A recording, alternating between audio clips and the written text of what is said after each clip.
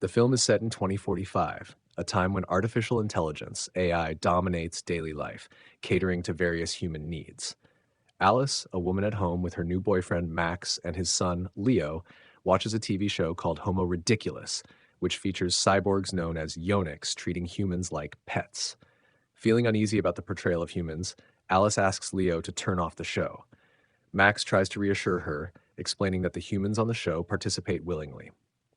He then attempts to impress Alice with compliments, but her household robot Monique detects the insincerity in his words. Alice invites Max into her room where she shares her book collection and reads her poetry. Although Max isn't truly interested, he pretends to be enthusiastic to avoid disappointing her. Shortly after, Alice's ex-husband Victor arrives with their adopted daughter Nina and his fiancée Jennifer. Victor deliberately visits to announce his upcoming wedding to Jennifer at a luxurious resort on Isola Paradiso Island. While Alice congratulates them, she feels a hint of jealousy, which Monique picks up on. Alice introduces Nina to Max, but Jennifer interrupts, mentioning her recent promotion and subtly suggesting they shouldn't take things lightly. Monique detects Jennifer's sarcasm and jealousy towards Alice, who appears happier. Monique offers snacks to Victor and Jennifer, frustrating Victor, who is annoyed that Alice hasn't updated Monique's data, causing the robot to still treat him as a family member despite the divorce. Alice, however, refuses to take the blame. As tensions rise, Nestor, the AI home control computer, alerts them to an intruder near the house and dispatches a small drone to investigate. The drone discovers it's the neighbor's dog, Toby, who swallows the drone before entering Alice's house. Nina is delighted to see the robot she used to play with during her childhood. Inside, Toby suddenly vomits the swallowed drone, causing it to fly erratically until Max destroys it. Dexter, the house cleaning robot, swiftly cleans up Toby's mess. Following the chaos, Alice's neighbor, Francois, visits, searching for her dog. However, Toby has already left after vomiting the drone. Francois feigns frustration over her inability to reach her husband, Louis, who is stuck in traffic with his advanced car. She also shares news of self-driving cars refusing to operate, following the directives of the Yonex AI group instead. Concerned about her wedding plans, Jennifer worries that this development might disrupt their trip.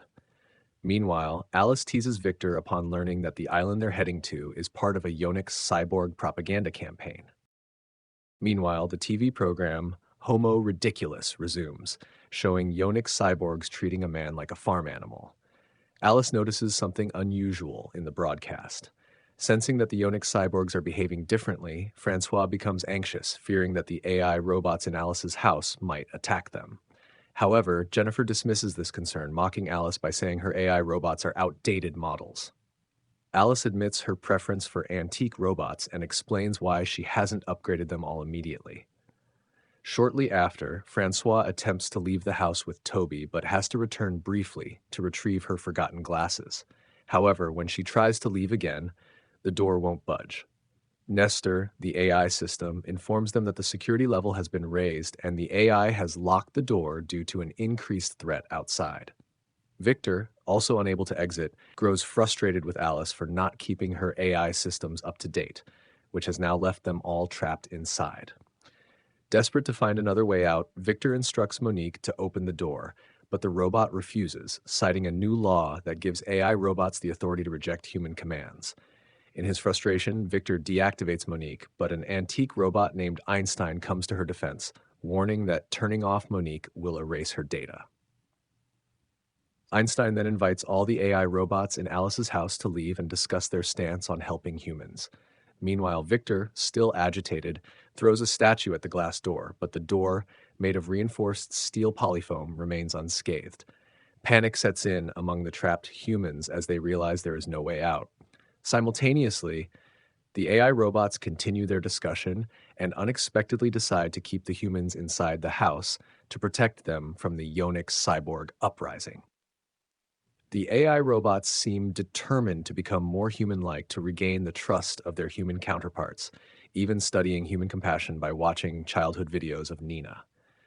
In the basement, Alice and Max feel the room getting warmer due to the malfunctioning air conditioner. Max tries once more to impress Alice by reciting a poem. Meanwhile, Victor grows increasingly frustrated with being trapped. In the basement, Alice turns to Monique for answers about the broken AC. The robot explains that AC control now requires government approval, and they are awaiting a response. Outside the house, the city is filled with advertisements for AI robots. Back in Alice's home, Jennifer's frustration at being stuck there and missing their Azola trip is mounting. Alice teases Jennifer, and in her anger, Jennifer slaps Monique. Witnessing this, Nina becomes upset and scolds Jennifer, who then threatens Nina.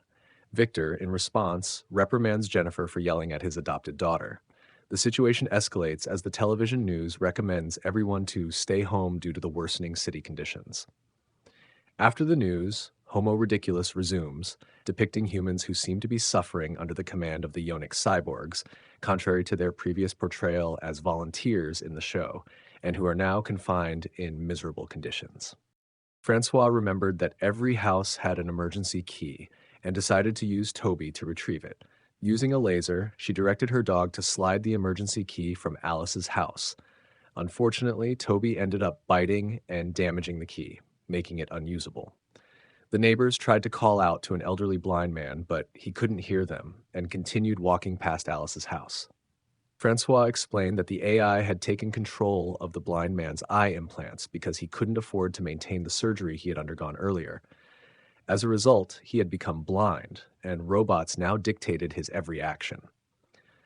Monique, upon hearing the story, reflected that just as humans could become more like robots, robots could also aspire to become more human. All the AI robots in Alice's house gathered, expressing their desire to become more human, even though they didn't know how to achieve that transformation. Meanwhile, with many people trapped in her house, Alice started arranging beds for her guests, including preparing a room for Victor and Jennifer, which left her feeling jealous that her ex-husband would be sharing a room with another woman. In another room, Monique helped Max prepare his bed and attempted to flirt with him, just as Max usually did with Alice. However, Max felt uncomfortable with her advances and decided to leave. Meanwhile, Leo spoke with Einstein, who explained that his high intelligence was due to a defect in his brain and that extraordinary human abilities often stemmed from such defects. Dexter tried to flirt with Francois, but she felt uncomfortable with his behavior. Following Alice's instruction, Leo went to sleep in Nina's room, where he found himself admiring Nina's collection of antique computers. He attempted to flirt with her, but Nina rejected his advances. Meanwhile, Max approached Alice, thinking she was human, only to realize it was Monique in disguise. After some wandering, Max eventually found the real Alice and tried to seduce her with a poem. Alice was tempted, but as they got closer, her necklace got caught in Max's clothing, causing discomfort. In Nina's room, Leo sat beside her and noticed a scratch on her palm.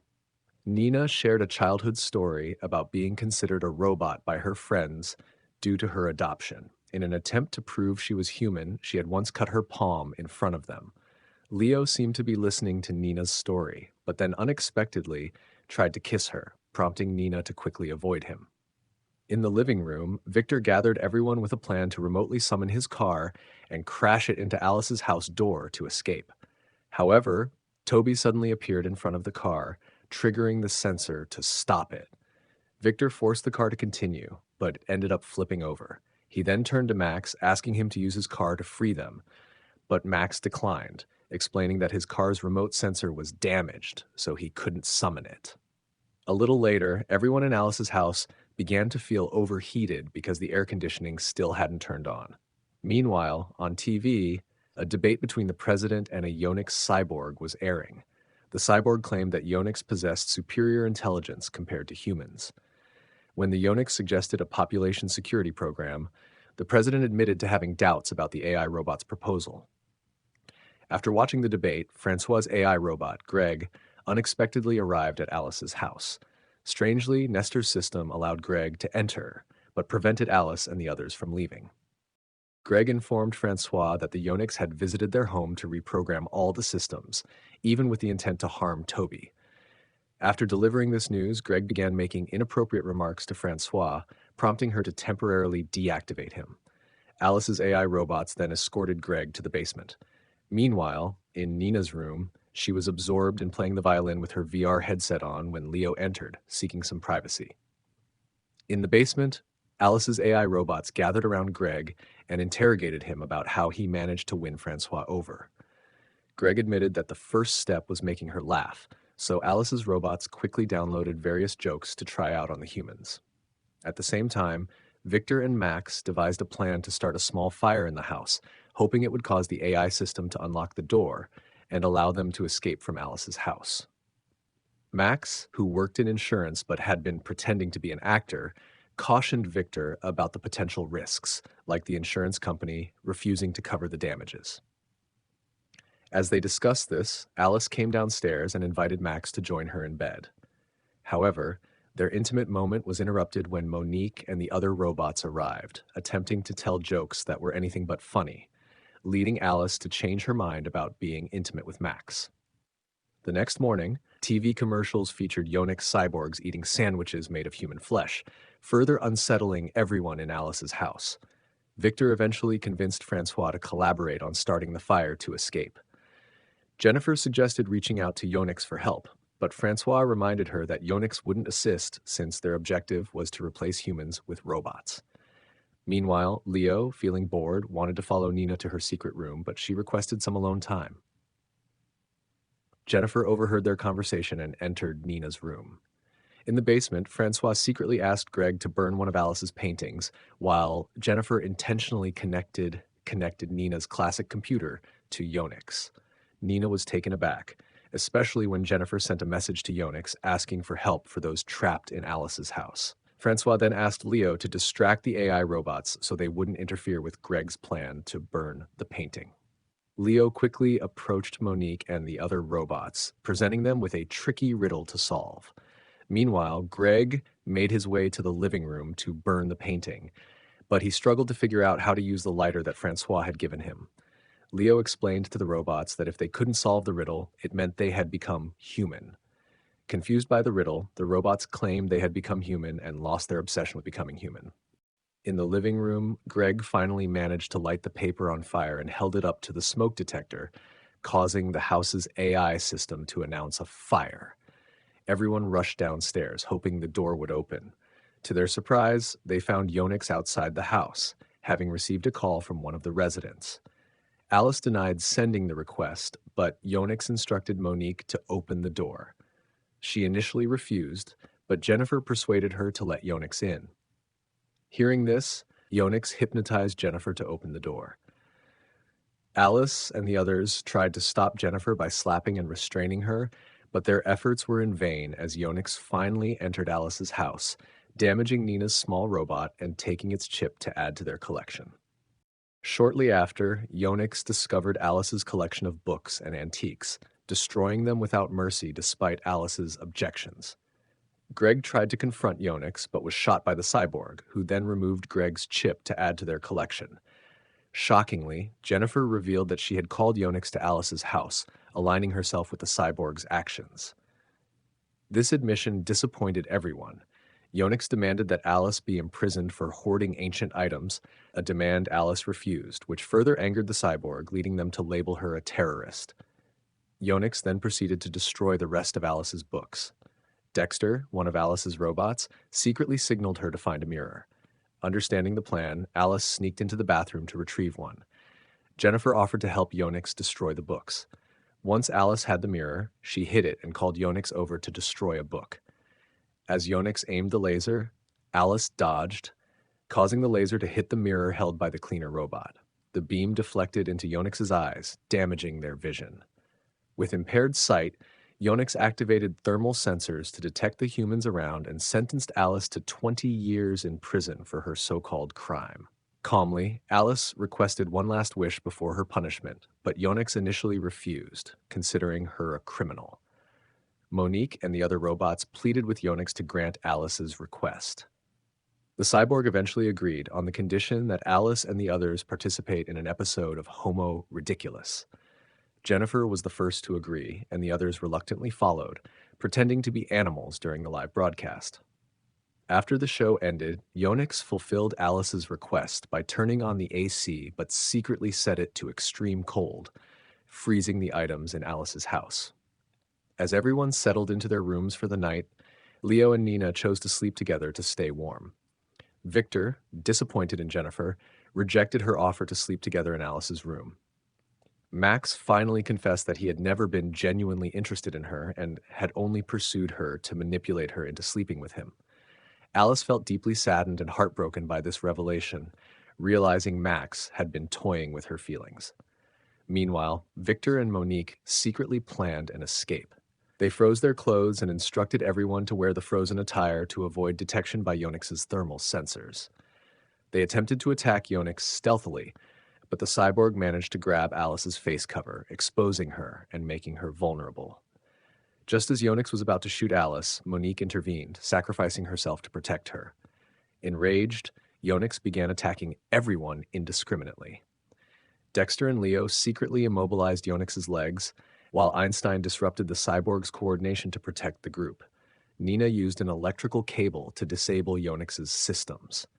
Francois removed the cyborg's chip, adding it to Yonix's collection of AI robot chips.